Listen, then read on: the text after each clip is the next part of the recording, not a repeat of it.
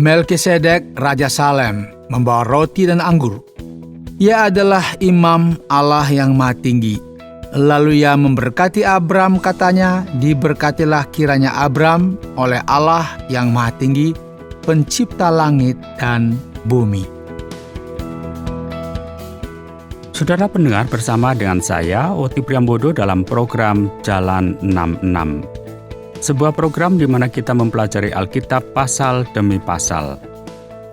Kita sedang berada di Kitab Kejadian, membahas tentang kehidupan bapa leluhur yang dikenal oleh banyak orang sebagai Bapa Abraham, orang yang beriman. Dia pertama kali dinamai dengan Abram, yang berarti bapa yang ditinggikan. Dan ia dipanggil oleh Allah untuk meninggalkan negerinya dan melakukan perjalanan yang tidak tahu kemana. Sebelumnya, kita sudah melihat bagaimana Abraham berpisah dengan keponakannya, Lot, karena kawanan ternak mereka sudah terlalu banyak dan wilayahnya tidak cukup luas untuk mereka berdua. Sekarang, Pak Yones akan membawa kita ke pasal yang ke-14, di mana sebuah peperangan terjadi. Dan kita akan bertemu juga dengan salah satu tokoh yang lebih misterius dalam Perjanjian Lama, yaitu Melkisedek. Puji Tuhan ya, kita bisa berjumpa lagi dalam program Jalan 66. Saudara, jika kita meninjau kembali pasal 13, kita masih ingat ya, ada pertengkaran antara gembala-gembala Abraham dan gembala-gembala Lot. Dan mereka bisa menyelesaikannya. Abraham mengusulkan agar ia dan Lot masing-masing pergi ke arah yang berbeda, artinya berpisah begitu ya. Dia memberi pilihan pertama kepada Lot untuk memilih kemana dia akan pergi. Ya, Lot memilih berdasarkan apa yang dilihat oleh matanya, yaitu lembah Sungai Yordan yang memang hijau dan subur, yang pasti menjanjikan kemakmuran yang luar biasa. Dan rupanya itu jalan menuju ke Sodom. Abraham bersedia mengambil daerah perbukitan yang mungkin bukan yang terbaik untuk pengembalaan. Tetapi terkadang kita nggak bisa melihat dari penampilannya saja. Nah, sekarang di pasal 14, kita akan mengetahui hasil dari pilihan Lot. Ya, kita akan lihat sekarang. Mari, saudara, kita bersama-sama akan melihat apa yang terjadi di sini. Jadi mungkin saya perlu meringkas ya. Kita akan lihat dulu ya, di sini ada beberapa bagian supaya nggak kita baca semuanya. Jadi muncul perselisihan suku ya dengan persekongkolan 4 bangsa yang dipimpin oleh seorang raja bernama Kedor Laomer, Raja Elam yang berperang dengan Bera, Raja Sodom, ya, Birsia, Raja Gomora, Sinab, Raja Adma, Semeber, Raja Zeboim, dan Raja Bela, yaitu Zoar. Nah, mereka semua bergabung di lembah Sidim, yaitu Laut Asin. Ini yang kita kenal sekarang sebagai Laut Mati. Nah, sekarang kita lompat ya ke ayat 8, kita baca. Lalu keluarlah Raja negeri Sodom, Raja negeri Gomora, Raja negeri Adma, Raja negeri Zeboim, dan Raja negeri Bela, yakni negeri Zoar, dan mengatur barisan perangnya melawan mereka di lembah Sidim. Melawan Kedor Laomer, Raja Elam, Tidial, Raja Goyim, Amrafel, Raja Siniar, dan Aryok, Raja Elasar. 4 raja lawan 5. Di lembah Sidim itu di mana-mana ada sumur aspal. Ketika Raja Sodom dan Raja Gomora melarikan diri, jatuhlah mereka ke dalamnya, dan orang-orang yang masih tinggal hidup melarikan diri ke pegunungan. Segala harta benda Sodom dan Gomora beserta segala bahan makanan dirampas musuh, lalu mereka pergi. Juga Lot, anak saudaranya Abram, beserta harta bendanya dibawa musuh, lalu mereka pergi, sebab Lot itu diam di Sodom. Nah, kita akan melihat bahwa Lot yang tua dan kita katakan sebagai belum bagus nasibnya begitu ya, selalu diselamatkan. Ini luar biasa ya. Pilihan hidupnya yang buruk akan selalu membahayakan dirinya. Perang dan konflik tampaknya tertanam dalam hati manusia yang penuh dengan dosa, di mana kesombongan, kebanggaan nasional, atau keserakahan untuk mendapatkan keuntungan dan mencarah memang sering kali memicu perkelahian yang mengorbankan nyawa orang. Dan sekarang konfederasi 4 negara yang dipimpin oleh Kedolom telah menangkap Lot dan Abram mengetahuinya. Kita perhatikan sekarang di ayat 13. Kemudian datanglah seorang pelarian dan menceritakan ini kepada Abram, orang Ibrani itu yang tinggal dekat pohon-pohon terbantin kepunyaan Mamri. Orang Amori itu saudara Eskol dan Aner, yakni teman-teman sekutu Abram. Ketika Abram mendengar bahwa anak saudaranya tertawan, maka dikerahkannya lah orang-orangnya yang terlatih, yakni mereka yang lahir di rumahnya, 318 orang banyaknya, lalu mengejar musuh sampai ke Dan. Dan itu terletak di sebelah utara Israel saat ini. Jadi kelompok ini mengejar para penyerbu dari daerah Laut Mati, di mana Sodom berada, sampai ke utara, sampai ke daerah yang sekarang bernama Suriah. Jauh sekali, saudara. Ayat 15, dan pada waktu malam berbagilah mereka, ia dan hamba-hambanya itu, untuk melawan musuh. Mereka mengalahkan dan mengejar musuh sampai ke Hoba di sebelah utara Damsik. Dibawanya lah kembali segala harta benda itu, juga Lot, anak saudaranya itu, serta harta bendanya dibawanya kembali. Demikian juga perempuan-perempuan dan orang-orangnya. Ya, ini Lot percaya bahwa ia akan makmur di negeri itu, tapi masyarakatnya korup dan memberontak dan mendatangkan murka Kedolom ke atas mereka. Nah, Lot terlibat dalam perselisihan ini dan diculik oleh suku-suku yang menyerang dan bergantung pada pamannya Abram untuk menolongnya. Ya, ini kan namanya juga paman ya. Bagaimanapun ya tetap akan bela keponakannya. Abram tidak meminta perang ini, ya, dia tidak mau memulai perang, tetapi dia siap untuk berperang jika memang harus terjadi. Nah, dikatakan bahwa ia memilih 318 orang yang terlatih.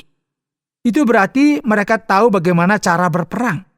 Hanya karena mereka pengembala domba, bukan berarti mereka lemah. Begitu ya. Ya, mereka harus terampil menggunakan senjata, karena mereka tidak pernah tahu kapan binatang buas akan mendekati kawanan domba mereka, atau kapan para penjahat akan menyerang. Nah, mereka siap menghadapi apapun.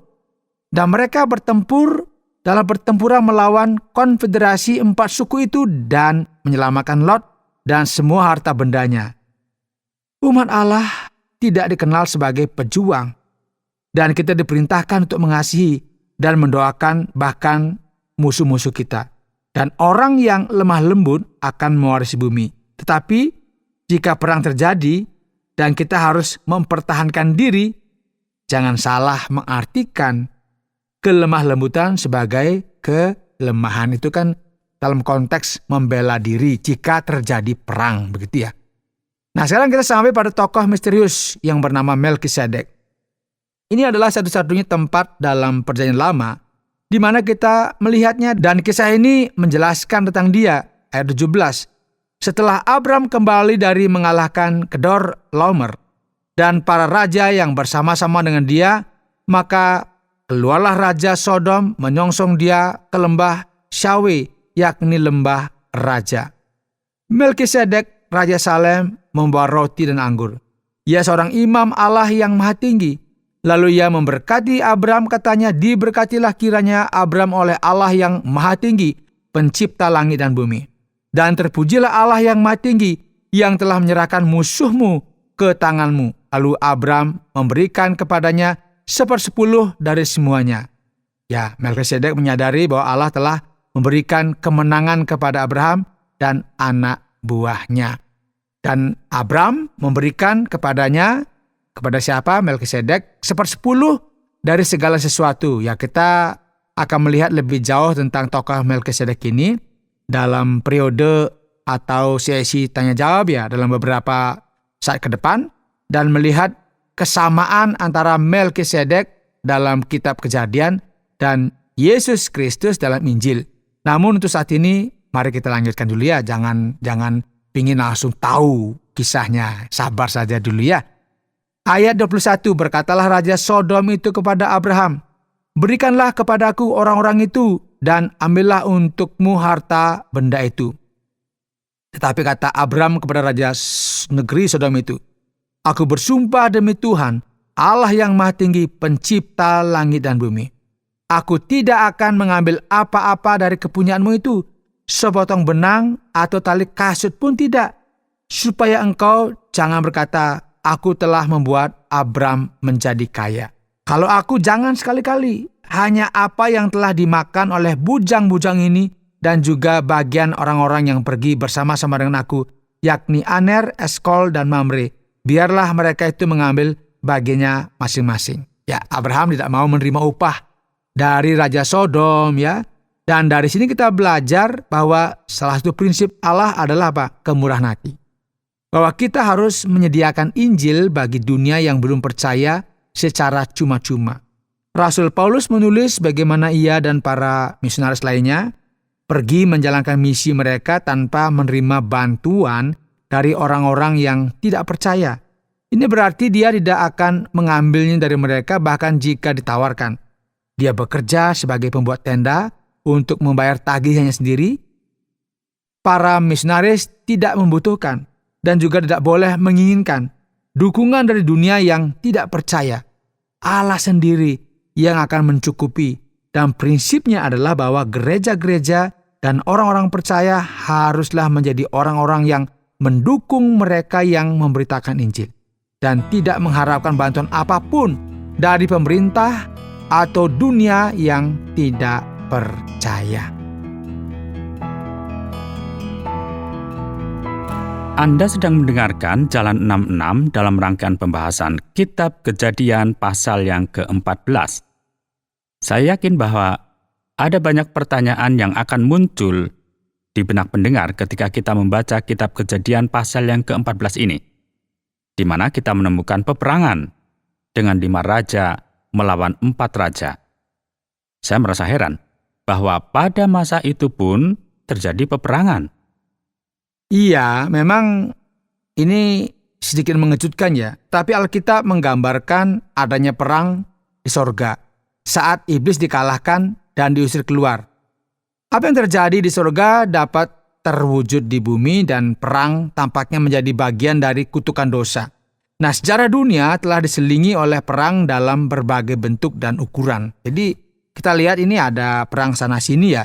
Saya ragu apakah ada 20 tahun perdamaian berturut-turut sepanjang sejarah manusia. Ini kan kadang-kadang kita kan tidak tahu, masing-masing membuat senjata yang mematikan. Jadi nggak mengherankan jika kita membaca tentang peperangan yang terjadi dalam kitab Kejadian. Nah, sekarang kita harus tahu bahwa raja-raja yang diceritakan di sini bukanlah penguasa dunia yang kuat, dan tentara mereka tidak terlalu besar. Nah, ketika dikatakan misalnya Raja Zoar, kita tahu dari pasal-pasal lain bahwa Zoar hanyalah sebuah kota kecil. Jadi ada kemungkinan raja-raja ini hanya seperti kepala suku yang relatif kecil. Dan ini adalah perselisihan antara suku. Sodom diserang, dan Lot adalah salah satu orang yang malang, yang diculik. Kena kena sampur, orang bilang begitu ya. Abraham berhasil menyelamatkannya dan tawanan lainnya dengan hanya 318 orang. Ini mirip dengan kisah ketika istri Raja Daud ditangkap dalam sebuah serangan di Ziklag, dan Daud memimpin penyerbuan dan menyelamatkan istrinya. Apakah ada sesuatu yang signifikan tentang angka 318 jumlah anak buah Abraham, Pak Yohanes? Ya, saya nggak pernah mendengar ada makna mistis khusus yang diberikan pada angka 318 itu ya. Angka tersebut hanyalah salah satu detail yang Musa ingin mencantumkan saat dia menulis kisah tersebut. Jadi nggak ada hubungannya ini kira-kira apa secara mistis, nggak ada ya. Itu hanya catatan dari penulis biar tahu jumlah orang yang berperang, terutama dari pihak Abram. Beberapa orang saat ini berpikir, Pak Yohanes, bahwa jika senjata dimusnahkan, maka perang akan berakhir dan perdamaian akan tercipta. Ya sebenarnya bukan senjata yang memulai peperangan ya, tapi kan manusia. Walaupun senjatanya canggih, secanggih-canggihnya kalau manusianya baik ya nggak mungkin berperang kan begitu ya. Nah dan ini jangan kita salah artikan, ada senjata berarti kita akan perang, nggak selalu seperti itu ya. Jadi kita nggak boleh juga saat ini nggak perlu senjata. Nggak boleh juga seperti itu karena kan itu dibutuhkan. Terutama negara atau bangsa pasti punya namanya persenjataan. Namanya juga di dunia siapa tahu terjadi perang. Dan jika mereka katakanlah nggak punya senjata begitu ya yang canggih dan sebagainya, ya dia gunakan apa yang ada, misalnya tongkat dan batu atau sekarang ketapel begitu ya. Kan nggak tahu namanya juga perang apa yang ada. Kalau zaman kita dulu, katakanlah zaman para pejuang kita pakai bom runcing, ya itu yang ada. Nggak punya bom, ya punyanya beruncing, itu yang digunakan. Nah, ada sebuah karya sastra yang bahkan dijadikan film setelahnya berjudul The Lord of the Flies. Ya, dalam buku karya dari William Golding ini, sekelompok remaja laki-laki tersesat di sebuah pulau terpencil dan membangun masyarakat kecil mereka sendiri berdasarkan kebaikan bersama. Namun, kisah ini menunjukkan bagaimana seiring berjalannya waktu, mereka akhirnya menjadi semakin liar, membuat tombak dari tongkat, dan semua itu tanpa pengaruh negatif dari TV, video game, atau apapun ada pengaruh. Jadi mereka buat saja. Jadi perang bukanlah masalah senjata. Perang muncul dari hati manusia. Dalam surat Yakobus, penulis bertanya, dari manakah datangnya perang? Hal ini berasal dari hasrat batin dan pertarungan yang terjadi di dalam diri kita. Jadi ketika terjadi perang, perselisihan itu kan karena berasal dari hati kita, ada kebencian, kemarahan. Jadi manusia selalu memiliki masalah dengan perang dan pertikaian sejak zaman kuno hingga hari ini. Kita berpikir bahwa kita menjadi lebih baik dari waktu ke waktu. Tapi sebenarnya kita menjadi lebih buruk. Karena apa? Dosa terus berkembang dan bertambah. Dan tidak ada aspek kemanusiaan kita yang tidak terpengaruh oleh dosa. Perang adalah bagian dari keadaan kita saat ini. Pertanyaan yang jauh lebih baik menurut saya adalah, adakah yang namanya perang yang benar? Nah gitu kan, mana perang yang benar? Namanya perang pasti ya akan hancur, dua-duanya ya hancur juga. Itu namanya perang. Tidak ada yang langsung merasa walaupun menang tetap juga hancur. Baik Pak Yohanes, yang berikut bagaimana tentang membela diri? Apakah dalam hal ini kita tidak diperbolehkan atau bagaimana? Tentu ya, Yesus berkata untuk mengasihi musuhmu dan berdoa bagi mereka yang musuh kita, tetapi bukan berarti kita harus membiarkan orang menginjak-injak atau mengancam keluarga kita. Menurut saya, membela diri itu dibenarkan tetapi tidak diwajibkan. Tidak semua orang secara fisik mampu membela diri. Ada beberapa metode pertahanan diri yang mungkin berhasil atau mungkin juga tidak. Nah, contohnya karate atau judo, atau mungkin ada yang pakai semprotan merica, itu dapat membantu, atau bahkan dapat membuat penyerang semakin marah. Bisa, karena disemprot tambah marah lagi. Bahkan jika kita membeli senjata api untuk membela diri, itu tidak menjamin apa-apa, karena senjata api dapat berbahaya bahkan di tangan para ahli yang sudah terlatih. Dan menarik pistol akan meningkatkan ketegangan dan dapat memicu lebih banyak kekerasan. Nah, untuk konteks kita di Indonesia kan tidak boleh kita miliki senjata api. Karena itu ilegal dan kita bisa ditangkap. Jadi sebenarnya sekalipun, ya mungkin orang punya senjata dan sebagainya, itu juga nggak pernah menyelesaikan yang namanya kekerasan ya. Ya, program ini nggak dimaksudkan untuk menjadi jawaban akhir atas masalah kita. Kita hidup di dunia yang sudah jatuh, yang sudah rusak. Gunakanlah akal sehat Anda. Dan berdoalah untuk memohon hikmat tentang bagaimana menavigasi situasi yang tidak bersahabat ini. Sekarang kita sampai pada bagian kedua dari pasal yang ke-14 Kitab Kejadian tentang Melkisedek, Raja Salem, yang muncul dan menghilang dalam kisah ini. Apakah dia seorang imam yang sejati? Dan siapakah tokoh Melkisedek yang bertemu dengan Abraham setelah peperangan itu? Ya, orang yang misterius ini adalah seorang imam dari Allah yang Maha Tinggi dan seorang raja di Salem. Kita menemukan tempat tempat lain ya di Alkitab yang menyebutkan tentang dia ya. Daud menulis tentang Mesias dalam Mazmur 110 ayat 4, Tuhan telah bersumpah dan ia tidak akan menyesal. Engkau adalah imam untuk selama-lamanya menurut Melkisedek. Jadi Melkisedek adalah seorang imam yang sejati, tetapi bukan menurut aturan Harun dan anaknya Lewi yang merupakan imam-imam yang ditugaskan oleh hukum Taurat Musa.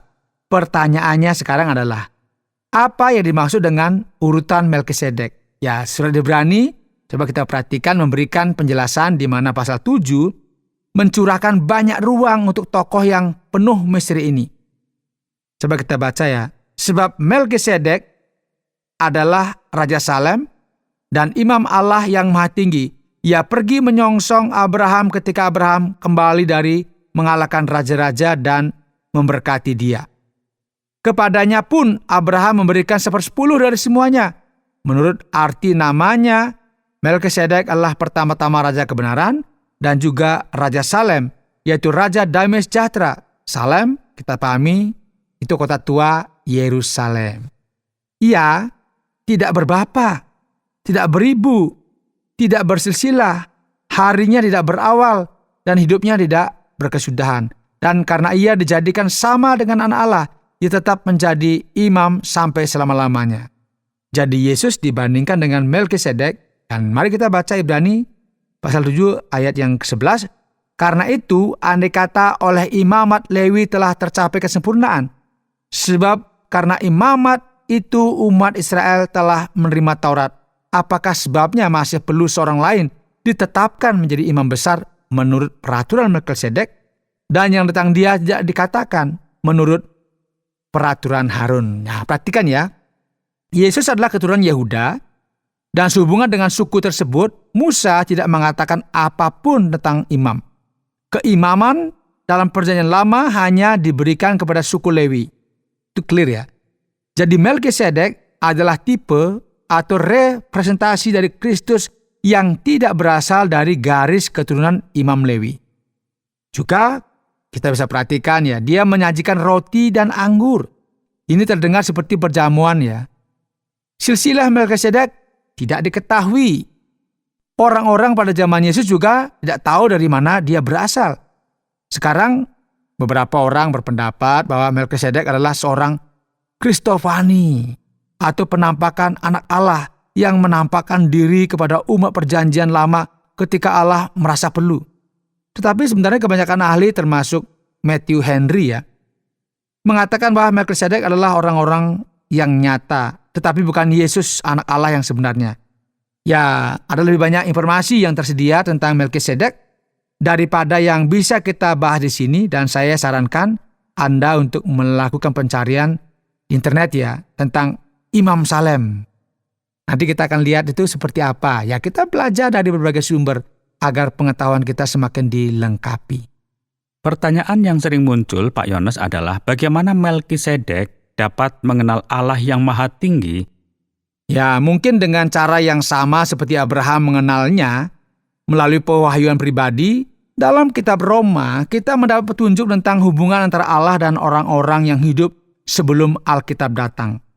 Tampaknya ada suatu pengetahuan yang bersifat alamiah, karena Allah sendiri telah menyatakan dirinya dengan berbagai cara kepada orang-orang terdahulu. Dikatakan bahwa mereka dapat mengetahui tentang Allah melalui alam, hal-hal yang diciptakan. Mereka juga dapat belajar melalui kesaksian orang-orang yang hidup pada zaman Nuh yang diwariskan melalui budaya dan sejarah. Bahkan saat ini ya, ketika para misionaris memasuki sebuah budaya yang diyakini sama sekali belum terjangkau Injil, mereka sering kali menemukan bahwa ada pengetahuan dasar tentang Allah yang tidak terlihat dengan kode etik yang dia tuntut. Para misionaris menemukan bahwa orang-orang membuka hati mereka kepada Yesus ketika mereka mendengar Injil, karena Injil sejalan dengan pemahaman mereka tentang Allah. Orang-orang dalam budaya yang berbeda sudah mengetahui bahwa Allah itu ada, namun pengetahuan itu belum lengkap. Nah, masih harus ada semacam penyataan ilahi seperti pemberitaan Injil.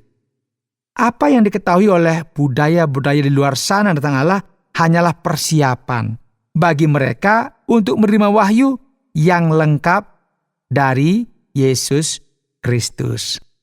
Dan kita lihat bagaimana Abraham memberikan 1/10 kepada Melkisedek. Nah, apakah ini merupakan ayat yang membuktikan tentang perpuluhan begitu? Ya, saya pikir ini adalah pilihan pribadi ya. Saya percaya pada perpuluhan. Saya pikir itu adalah persentase yang baik untuk digunakan ketika memutuskan beberapa banyak yang pantas diberikan ke gereja, dan itu mudah untuk dihitung. Hukum Musa menyerukan persepuluhan yang berarti 1/10. Tetapi apa yang Abraham berikan adalah pilihannya sendiri.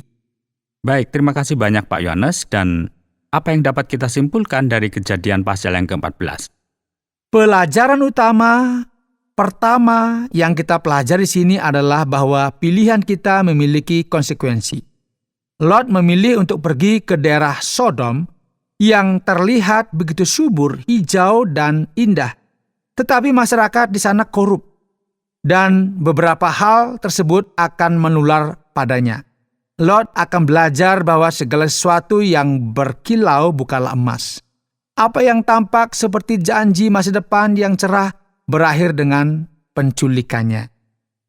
Pokok bahasan utama yang kedua dalam Kejadian 14 adalah kisah tentang Melkisedek, Raja Salem, yang berarti damai sejahtera, dan Imam Allah yang Maha Tinggi, yang merupakan tipe atau satu kesamaan dari Tuhan Yesus Kristus yang akan datang, yang adalah Raja Damai, dan juga Imam Besar yang menjadi pengantara kita di hadapan Bapa di sorga. Baiklah, terima kasih Pak Yohanes. Kita baru saja mempelajari Kejadian pasal yang ke-14 dan kita akan kembali untuk membahas lebih banyak tentang perjanjian yang Allah buat dengan Abraham pada sesi berikutnya. Saudara pendengar, karena waktu yang tidak memungkinkan, kita akhiri program Jalan 66 kali ini. Kami menantikan Anda untuk tetap mengikuti pelajaran berikut dalam lanjutan pembelajaran Alkitab yang memberikan pelajaran menyeluruh tentang firman Tuhan. Jika Anda memiliki pertanyaan atau berespon terhadap topik berhubungan dengan program ini, silakan menyampaikan melalui WhatsApp ke nomor 081 333 777 386. 081 333 777 386. Terima kasih atas perhatian Anda.